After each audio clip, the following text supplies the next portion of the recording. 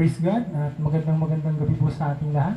Sa bawat isa po na nandyan po sa kanilang mga tahanan, purihin po ang Diyos at sa gabi ito, tayo po sa ating Panginoon at tayo po makapakinig ng salita ng Diyos na dadalhin po mamaya ng ating pong mga pastor. Purihin po ang Panginoon. Sandali naman po ito, sama-sama po tayong sumamba sa ating pong Panginoon. Sama-sama po tayong umawit, sama-sama po tayong magpuri sa ating pong Panginoon. Ulitin po natin evermore.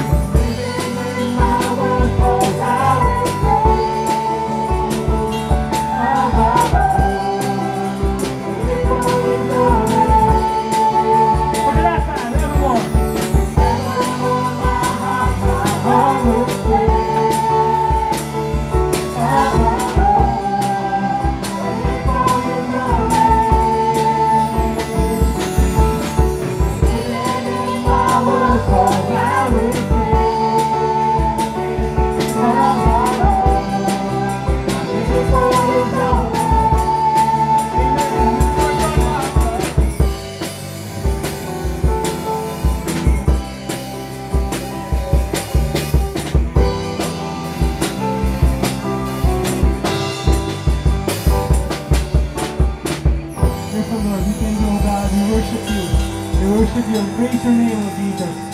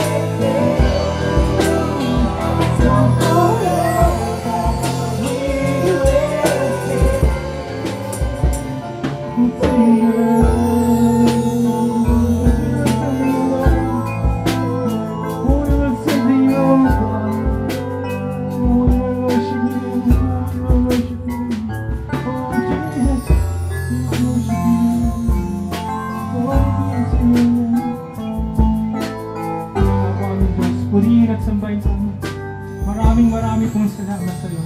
Tunay nga tayong sa iyo lamang ang kaluwalhatian, ang karangalan, ang kapangyarihan, at ang aming tunay na pagsamba. Purihin ka, O Diyos. Muli, Ama, maraming pong salamat. At ang lahat ng ito ay dalangin namin, may pasasalamat, pagsamba namin ng pasasalamat sa tanging pangalan ng aming Panginoong Yesus at Tagapagligtas. Ang lahat ng anak ng Diyos ay magsabi na, Amen. Praise God. Magandang gabi po sa ating lahat at narito na naman po tayo upang mag-aaral ng salita ng ating Panginoon at salamat po sa buhay ng ating mga music team na nagkatsaga na mag-practice para po tayo ay mabigyan ng isang pagpupuri sa ating Panginoon bago po tayo mag-start. At to start with, tayo pong muli po ay manalangin. Panginoon, maraming salamat o Diyos sa pagkakataong ito. Inihiling po namin na pagkilos ng Santong Espiritu. Nawa po Lord God, let your Holy Spirit be with us sa aming pong pag-aaralan. At patuloy niyong i-open yung aming mga senses spiritually upang manamnam po namin at maintindihan po namin ang iyong pong pinapasabi sa gabi pong ito. Salamat Panginoon, pinupuri ka namin dinadakila sa pangalan ni Jesus. Amen. Muli po isang magandang gabi. Ngayon po tuloy-tuloy pa rin po yung ating tema na questions to answer on how to be a new normal Christians. Sabi nga po, ang ating pong tatalakayin sa gabi pong ito ay hahanguin po natin sa aklat ng Psalms chapter 15 verse 1 to 5. No? Ang sabi po dito, basahin po natin, no? In verse 1, Lord, who may abide in your tent, who may dwell on your holy hill? He who walks with integrity and works righteousness and speaks truth in his heart. In verse 3, he does not slander with his tongue, nor does evil to his neighbor, nor take up a reproach against his friends. Verse 4, in whose eyes a reprobate is despised, but who honors those who fear the Lord, he swears to his own heart and does not change. In verse 5, he does not put out his money at interest, nor does it take bribe against the innocent. He who does things will never be shaken. Purihin po ang Diyos sa pagkakabasa ng kanyang salita. Tunay nga po na sa gabi pong ito ang ating pong tatalakayin, ipamamagatan po natin what does the Bible says about integrity. Wow. Ito ay napakabigat po para sa ating mga Kristyano, no? On how Christians should live with integrity. So, pag sinabi po natin integrity, doon pala po sa Old Testament, in the Hebrew word, integrity is translated or means that the condition of being without blemish, completeness, perfection, sincerity, soundness, uprightness, and wholeness. No? Yun po yung, dinescribe po yung integrity sa Bible, no? And then, sa New Testament naman po, tinranslate po itong integrity. Sabi nga po, integrity means honesty and adherence to pattern of good works. Alam po niyo, when it comes to integrity, ang pinaka-perfect example po natin talaga po, ito po ay ating Panginoong Jesus. Amen? Jesus is the perfect example of a man of integrity. So, kung maalala po natin, no? Sabi nga po, si Jesus daw po, when he was baptized, he went into the wilderness to fast for 40 days, no? And 40 nights. And during that time, Satan, nandyan na, tinukso po siya para po ma-break, no? Para daw po ma-break yung kanyang integrity at para makurap siya. Pero Jesus, sabi nga po, is 100% man, but he is 100% God at the same time. Sabi nga po, he was tempted in every way, pero hindi po siya nagkasala. Siya po yung perfect example kapag sinabing integrity. na talagang walang dungis, nandun yung perfection. Amen? Parang sabi nga po ng chapter 4 ng Hebrew, for we do not have a high priest who cannot sympathize with our weakness, but one who has been tempted in all things as we are, yet without sin. Kumbaga, si Jesus noon, napakaraming tukso na binigay sa kanya ng dyablo, pero hindi po siya magkasala. Sabi nga po, ito po yung kahulugan ng pag-integridad sa isang tao. And Jesus is the only one who ever without blemish. Kaya nga po tayong mga Kristiyano, sabi nga po, tayo daw po ay kawangis at kalarawan ng Diyos nang tayo po ay tumanggap sa Kanya. Sabi nga po, we Christians are called to be like Jesus. Tayo daw po ay tinawag na maging katulad at kawangis ng ating Panginoon. Kung paano sinabi niya sa 2 Corinthians 5:17, di ba? If anyone is in Christ, is a new creation. All things are passed away and new has come. Amen. Ang sabi po ng ating binasa, no? Whom we worship in your sanctuary. Sabi nga po, sa pamamagitan po ng banal na Espiritu ng Diyos na nagsa sa atin, nagkakaroon po tayo ng sanctification. That sanctifying us and make us more like Jesus. Alam po nyo, tayo po ay nag-i-strive to work out our own salvation with fear and trembling. Kaya habang tayo nandito sa mundo, ang sabi ng Panginoon, we should live with integrity. Na hindi tayo basta-basta po natatangay ng anumang tukso ng sanlibutan. Amen. Number 1 po, Christians are called to be like Jesus. Mga kapatid sa pananampalataya, tayo po itinawag bilang Kristiyano na maging kawangis at kalarawan ng ating Panginoon.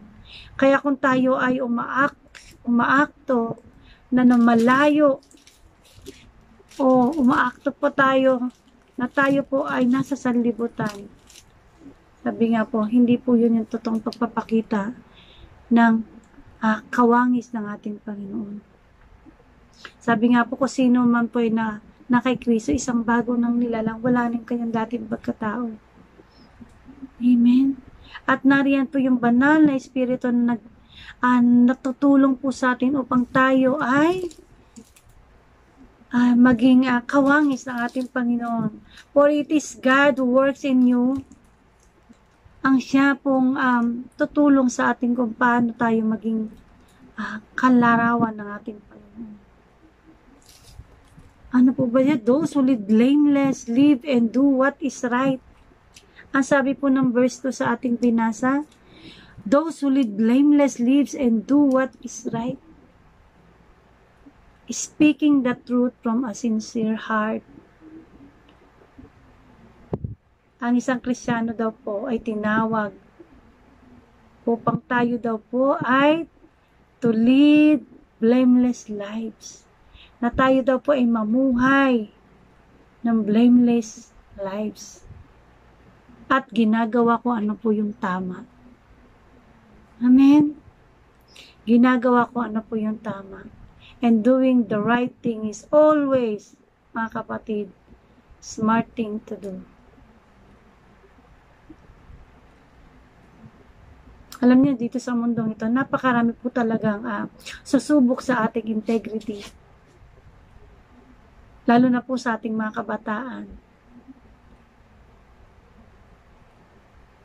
Marami ngayon talaga sa mundo na nagugumo na po sa makamundong bagay. Pero binibilinan tayo ng Panginoon that we are called to live. Amen? We are called to live like Jesus. We are called to be like Jesus Christ. Na siya ay namuhay dito.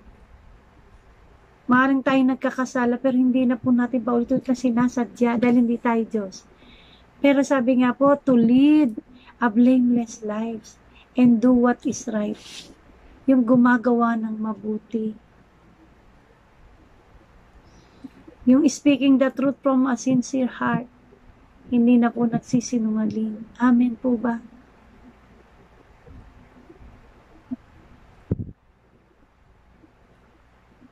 Sabi nga po, it is God, by God's power that we become increasingly people of integrity.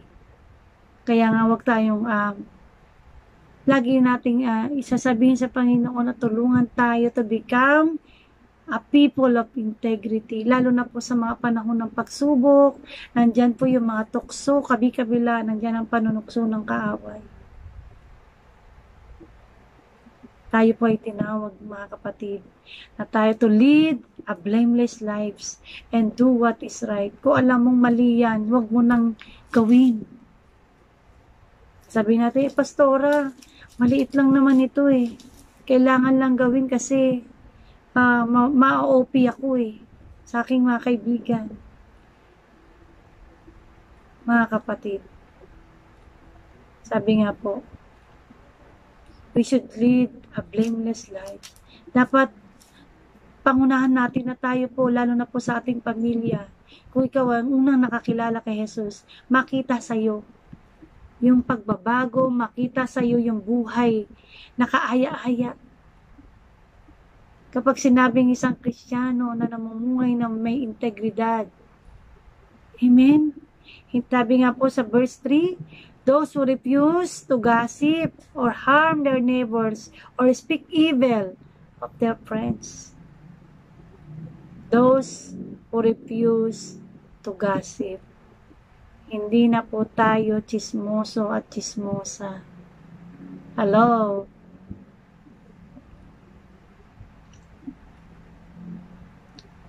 Sabi nga po, we are called to obey God and in so doing to be people of uncompromised morality and integrity. Kapag sinabing Kristiyano, hindi na po dapat tayo nakukompromise yung ating moral, yung ating morality. Lalo na po tayo kapag tayo ay isang leader ng iglesia. Mga kapatid, remind you, sa ating pong lahat, mula sa ating mga pastors, lahat, mga leaders, workers, lahat po tayo. Hindi po exempted sa mga panunukso ng kaaway. Kaya nga po, lagi nating alalahanin ang salita ng Panginoon to lead a blameless life and do what is right, mga kapatid. Gawin po natin yung tama. Kung alam nating mali, wag na po nating ituloy, wag na po nating mamuhay sa pagkakamali. Kung minsan ikay nagkamali, ihingi mo ng tawad sa Panginoon at hindi na po dapat inuulit. To live with integrity. Ang sabi nga po, hindi na po dapat nakokompromise yung ating morality. Kung alam nating immoral yan, wag na po nating ipagpatuloy. Marami na pong topic narinig po tayo sa ating mga pastors on how to live according to God's will. Amen po ba? Tayo po ay tinawag, tayong po mga Kristiyano ay tinawag ng Diyos to be people of uncompromised morality and integrity. Amen? Alam po ninyo, ang tao daw po may integrity. Sabi nga po, kaya tayo laging binibilinan. Ang sabi po ng 1 Peter 2:12. Sabi po dito, be careful how you live among your unbelieving neighbors. Even if they accuse you of doing wrong, they will see your honorable behavior and they will believe and give honor to God when He comes to judge the world. Alam niyo mga kapatid, yung ating pong integrity, kumisan talaga pong hindi po ito nagbibigay ng immediate reward. Pero we are certain that sabi nga po, one day, marirecognize ng Panginoon na tayo po ay namumuhay ng may integridad. To do what is right. Lagi pong gumagawa kung ano yun, tama. Sabi nga po sa Proverbs 11 verse 3, good people are guided by their honesty, but treacherous people are destroyed by their dishonesty. The godly are directed by their honesty. The wicked fall beneath their load of sin. Amen. Alam mo, kapag tayo mga Kristyano, tayong mga kapatid, na we are trying to live with integrity, nandyan po yung guide ng ating Panginoon.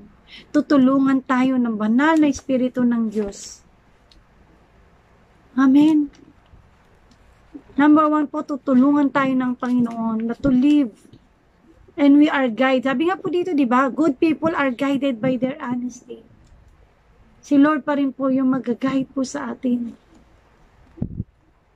At sabi nga po, integrity keeps us from the trap of dishonesty and the destruction that can result.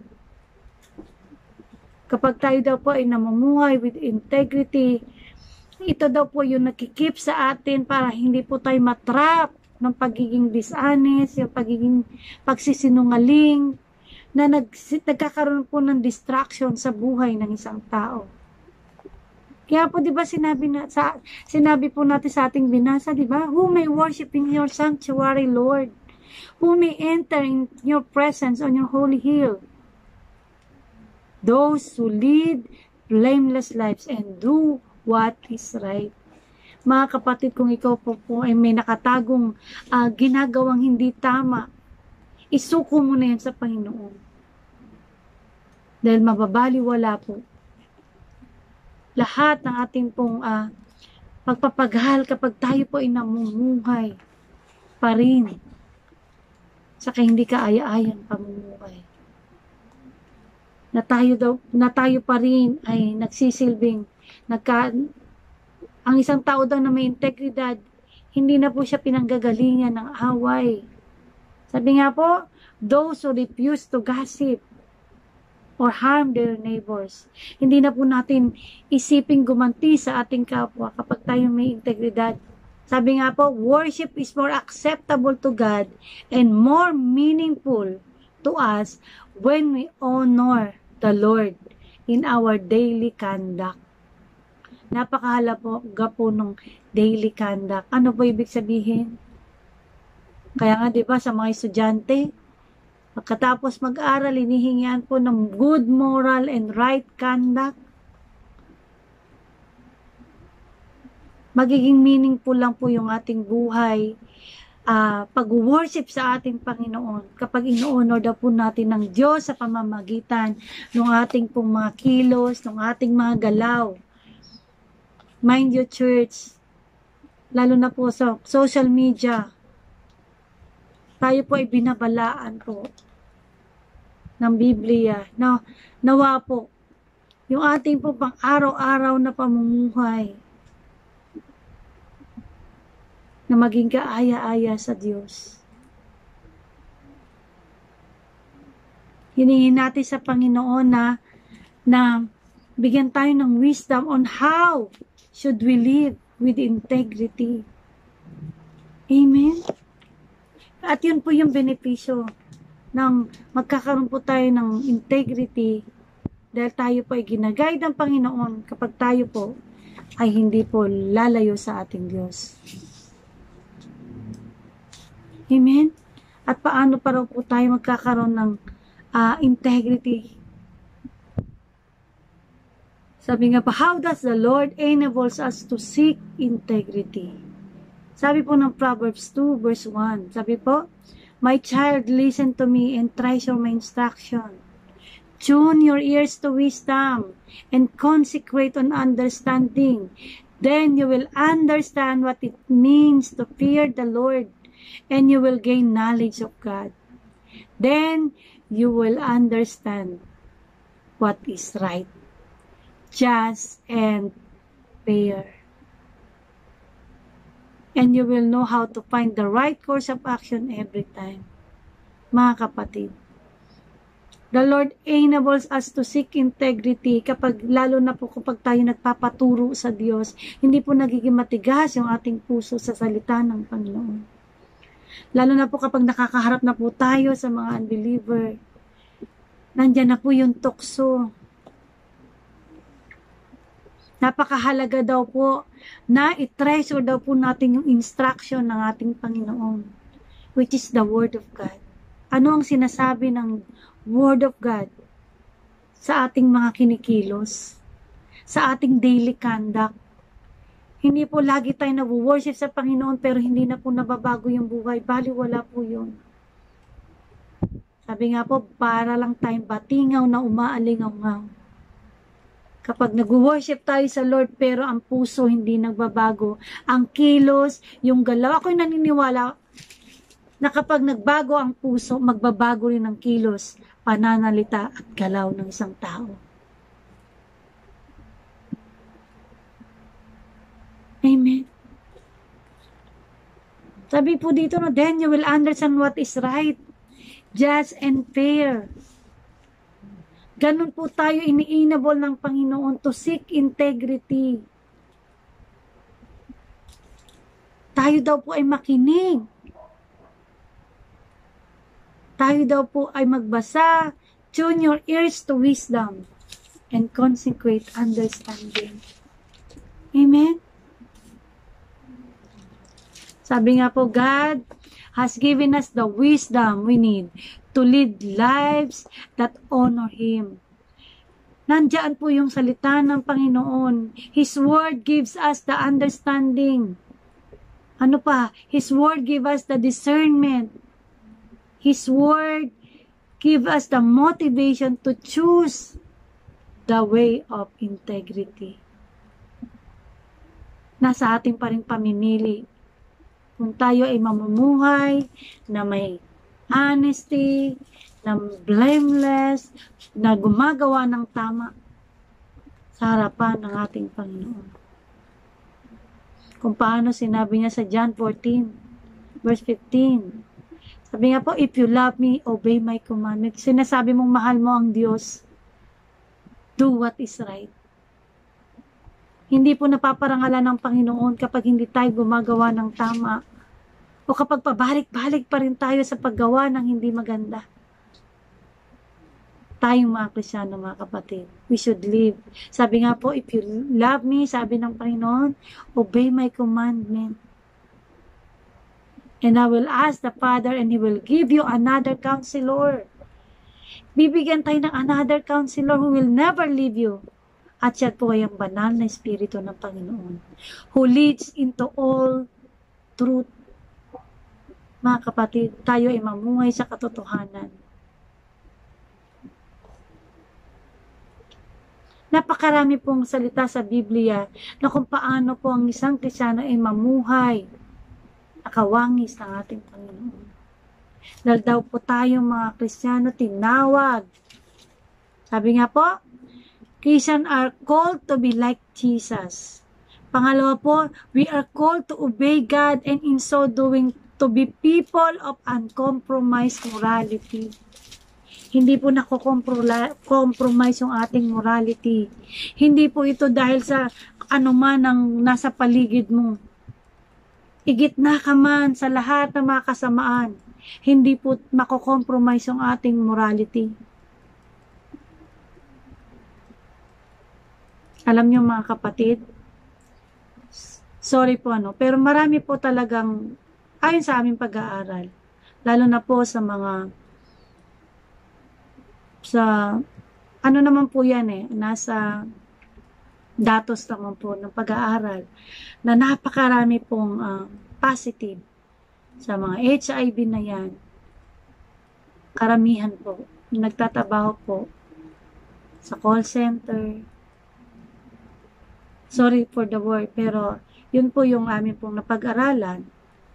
Dahil po talagang napakahirap po.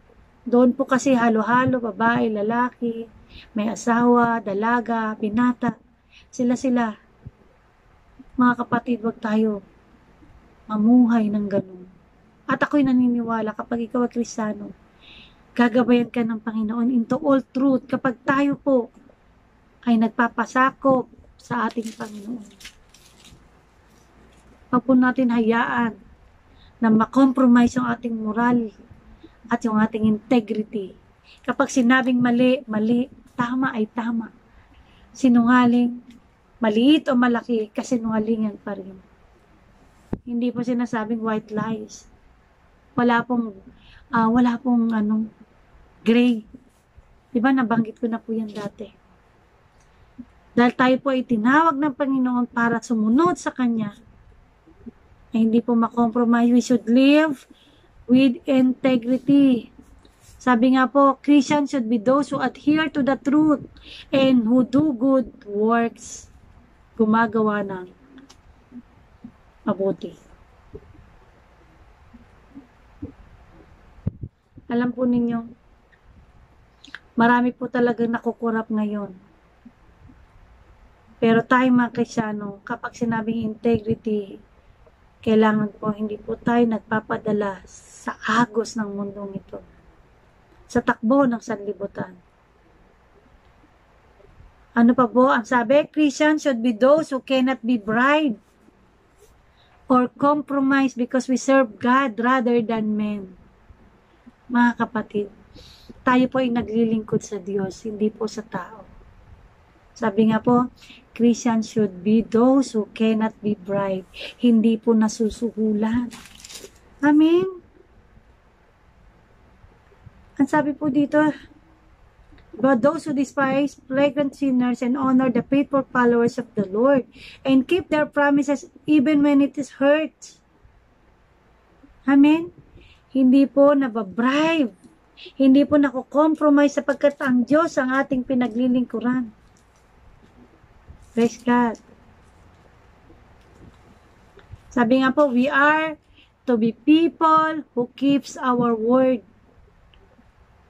Sabi nga po, walk our talk. Kung ano yung sinabi natin, tayo po ay lumakad sa ating pong pinapangaral. Na hindi po tayo nakukompromise. We are to be people who keeps our word. And we are to love those around us in both words and deed. Tayo daw po mga Kristiyano, tayo daw po ay tinawag para magmahal. Amen? Kapag sinabing pagmamahal, ito pong pagmamahal, hindi po, kasi minsan marami pong tao na, hindi mahal ko, kaya okay lang yung ginagawa niya. Ang tao daw po nagmamahal, sinasabi yung katotohanan. Kung minsan masasaktan, pero nabubuhay with honesty. Sabi nga po, we should live with integrity. Na hindi po tayo mababali ng mundong ito. Tayo ay Kristiyano 24/7, hindi po Kristiyano kapag nasa church lang. Hindi lamang po Kristiyano kapag nariyan si pastor. Hindi lamang po Kristiyano kapag pinagpapala, kapag nagkaroon na ng mga pagsubok, nawawala ng pagiging Kristiyano. Hindi po ganun ng isang tao o isang Kristiyano na namumuhay with integrity. Amen? Sabi nga po, Christians should be those who cannot be bribed and compromised because we serve God rather than men. Kapag pinili mong ang Diyos ang paglingkuran, kahit na ikaw ay nagtatrabaho sa iyong opisina. Sabi nga po ng Colossians, di ba? In all the things we do it for the Lord, not for me. Parang ginagawa mo para sa ating Panginoon. Nagiging honest ka. Lalo na po yung mga nag-opisina, nagiging honest ka. Hindi po sabihin, sis, may sister pa no? Ano mo naman yung aking, ano tawag doon? Yung time card. Mali po yun. We should live with honesty. Hindi po kapag nandyan lang si boss, nagtatrabaho. Pero kapag wala na si boss, nagpi-Facebook na. We should live with integrity, with honesty, na hindi po nako-compromise. Sapagkat, we serve God rather than man. Sabihin mo nga, I serve God rather than man. Kung kilala natin ang Diyos, 24/7 nakatungong sa iyo, mahihiya na po tayong gumawa ng masama. Mga kapatid, hindi po tayo makakapaglihim sa Diyos. Sa tao, makakapaglihim ka, pero kay Lord, ilalantad niya. Kung ano yung ginawa na sa dilim, ilalantad sa liwanag. Amen? Next po, we are called upon to believe in God and therefore to follow Him in all our ways. Kailangan po sumunod daw tayo in all our ways. Sabi nga po, yung ating daw buhay, yung lives po na should line up with our belief in God and trust that His ways are best. Tayo po ay magtitiwala daw na ang pamamaraan ng Diyos ang pinaka-the best. Amen. Kung paano sinabi niya sa Proverbs 3:5, trust in the Lord with all your heart. Do not lean on your own understanding. Sabi nga po number 7, do not be wise in your own eye. Fear the Lord and turn away from evil. Nasabi number 7, do not be wise daw sa ating sariling mga mata. Bagkus, fear the Lord and turn away from evil. Lumayo po tayo sa masasamang bagay. Lumayo po tayo kung alam natin na hindi makakabuti sa iyong buhay, sa iyong pananampalataya, at hindi naka-inline sa paniniwala mo sa ating Panginoong Hesus. Huwag mong gagawin. Ano ba ito? Immorality, yan pong mga pagsisinungaling. Iwasan po natin ang ganyang mga bagay. Amen. Ang sabi nga po, living with integrity in a world where the corrupt seems favored. Not to mention our battle with our own sin nature is challenging. Talaga pong napaka-challenging po na mamuhay dito sa mundo na puno ng corruption. Amen. Alam po ninyo, madalas ko itong naririnig sa mga sermon. Ang sabi nga po, ang corruption nagsisimula pa lang sa loob ng tahanan. Tama po ba? Kaya tayong mga magulang, let us ask God for the wisdom kung paano po natin ituturo sa ating mga anak na mamuhay with integrity, mamuhay na naka-inline sa ating Panginoon. Kasama na po dyan yung battle po natin sa ating buong pagkatao. Amen? Yung ating sinful nature. Kaya nga, di ba, kailangan nakikipag-isa tayo kay Kristo. Nandiyan na po yung challenge. Kapag tayo yung tumanggap sa ating Panginoon, nandiyan na yung challenge na binibigay ng Diablo. Amen? Ito po maganda yung kanyang sinabi sa 1 Peter 3:13. And sabi nga po, who will want to harm you if you are eager to do good? Kapag nandun daw po eager na gumawa tayo ng mabuti. Sabi nga po ng verse 14 ng 1 Peter chapter 3 verse 14. But even if you suffer for doing what is right, God will reward you for it. So don't worry or be afraid of their threats. Instead, you must worship Christ as the Lord of your life. And if someone asks about your Christian hope, always be ready to explain it. Mga kapatid, sabi nga po, kailangan natin magpuri sa ating Panginoon. Sabi nga, Christ as Lord of your life. And if someone asks you about your Christian hope, madali po natin itong may explain. Pero sabi nga po ng verse 16, may paalala. But do this in a gentle and respectful way. Keep your conscience clear. Then if people speak against you, they will be ashamed when they see what a good life you live because you belong to Christ. Wow! Napakaganda po ng sinabi po dito sa 1 Peter. If the people thou speaks against you, mahihiya sila. Kasi kapag nakita nilang kahit anong buska nila sa'yo, kahit anong threat nila sa'yo, makikita nila pa rin na namumuhay ka pa rin sa tama. Amen? They see what a good life you live because tayo ay belong kay Hesus Kristo. Mga kapatid, remember this. Ang sabi nga po ng 1 Peter 3:17, dito po tayo magtatapos. Remember, it is better to suffer for doing good, if that is what God wants, than to suffer for doing wrong. Nariyan po yung pagpapaalala ng salita ng Panginoon, mga kapatid. Tandaan po natin, it is better to suffer daw na ikaw ay gumagawa ng tama kaysa nagsasuffer ka dahil gumagawa ka ng mali. Mga kapatid, lagi po nating alalahanin.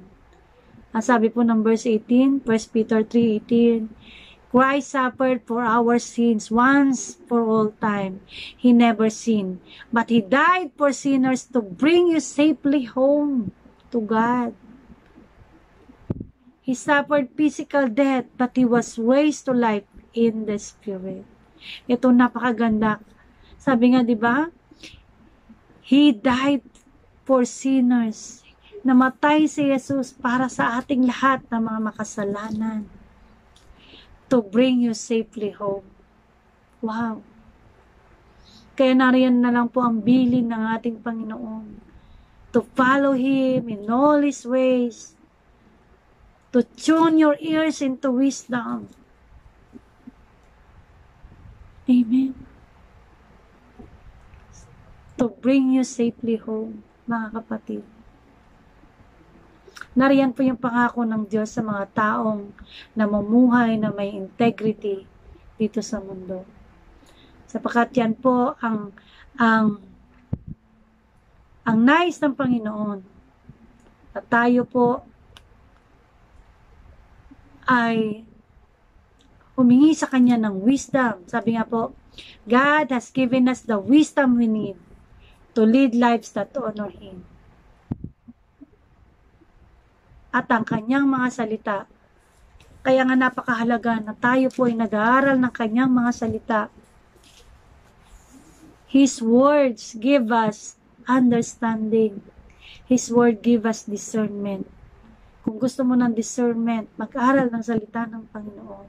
Basahin ang salita ng Panginoon. Kung gusto po natin ma-motivate to choose the way to integrity, let us read His word, hear His word, and do His word. Yan po ang isang taong namumuhay na may integridad.